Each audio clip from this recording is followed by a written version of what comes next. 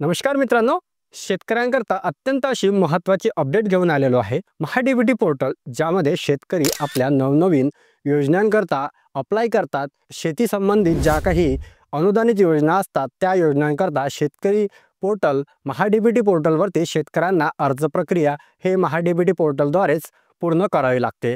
तर महाडीबीटी पोर्टल सध्यापुरतं बंद करण्यात आलेलं आहे।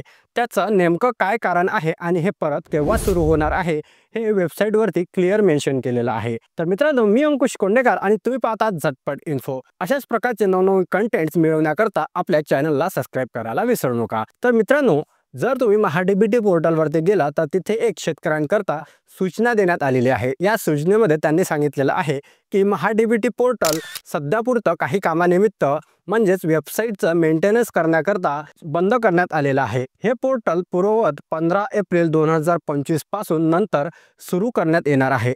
तर शेतकऱ्यांना नवीन अर्ज प्रक्रिया त्याचबरोबर जर कोणत्या योजनेकरता अप्लाय करायचं असेल तर शेतकरी बंधू भगिनींनी 15 एप्रिल 2025 नंतर नवीन अर्ज त्याचबरोबर नवीन ज्या काही योजनांकरता तुम्हाला अप्लाय करायचं असेल तर ते तुम्ही 15 एप्रिल नंतर करू शकणार आहात।